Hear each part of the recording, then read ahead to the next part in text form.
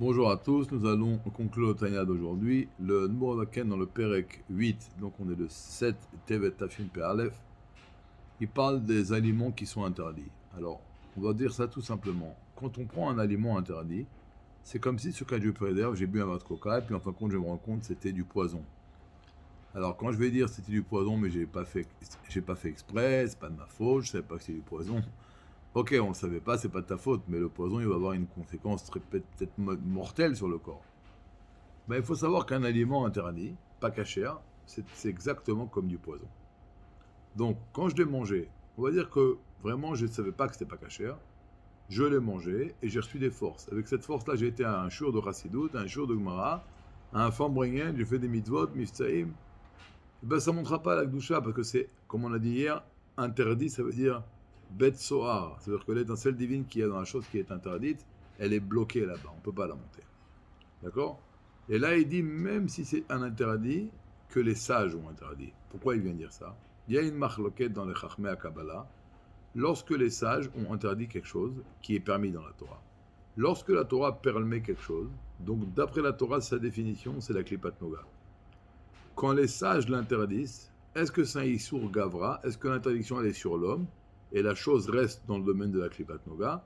Ou est-ce que c'est un Issour Chefza? Ou est-ce qu'ils ont la force d'interdire la chose, donc de lui changer son statut et de le faire passer, basculer de Klipat Noga à trois portes d'impureté?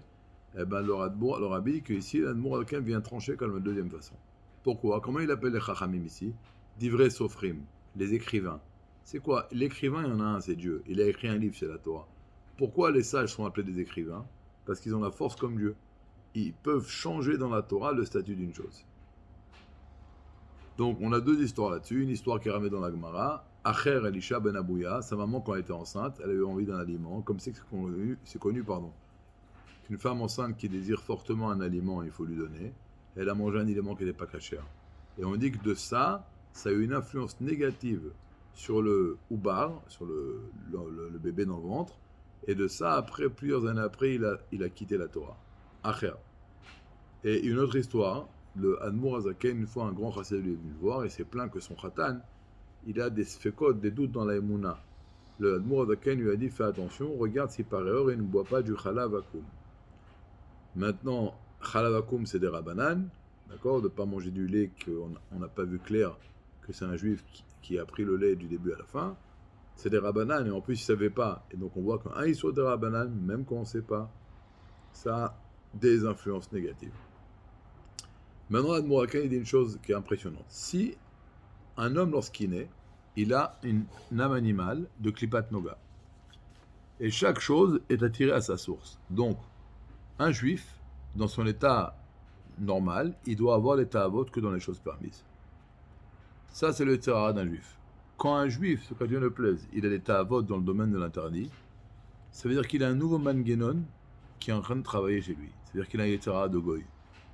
Et la question, elle est si on est né juif, d'où vient ce l'état de goy? Eh ben, c'est très grave. Pourquoi?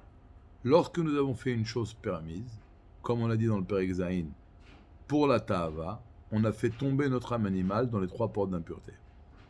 Et quand mon âme animale devient impure dans les trois portes d'impureté, donc maintenant elle est comme une animale d'un goy, et elle veut des choses de goy. Alors ça, c'est quand Dieu préserve. Donc c'est pour ça qu'on dit que du permis, on va tomber dans l'interdit.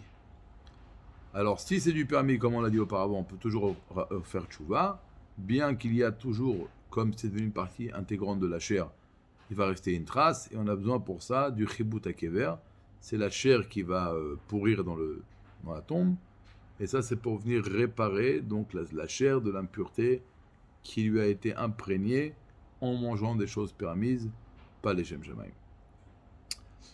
Là, il dit que, à moins que tu sois comme un homme qui n'a jamais tiré plaisir des choses matérielles de ce monde, comme Rabbeinu Akadosh. Alors, Rabbeinu Akadosh, c'est Rabbi Yehuda Hanassi.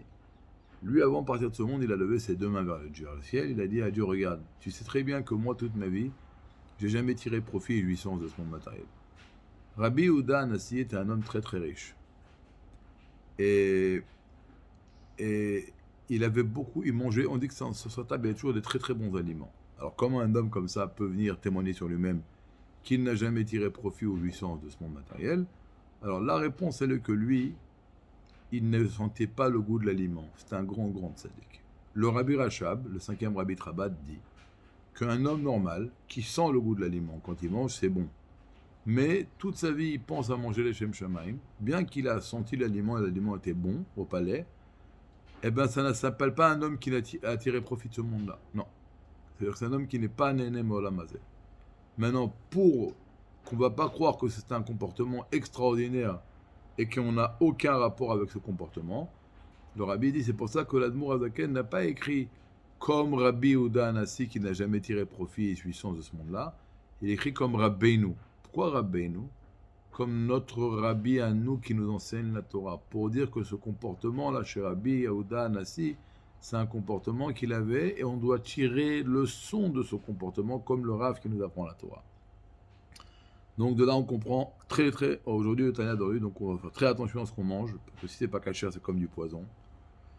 Et il faut savoir que lorsqu'on prend des choses permises et on va les faire avec un instinct animal, on va rendre notre âme animale impure, dans les 3 portes d'impureté. Et là, ce qu'à Dieu ne plaise, on va avoir à l'intérieur de nous un Yetzara comme celui d'un goy. Et donc il va désirer les choses qui, a priori, sont censées intéresser et attirer un goy. Et on peut toujours faire tchouva et ramener la neshama à son état premier. Et de Ezrat Hashem, nous continuerons demain à expliquer le Tanya. Kol Tov.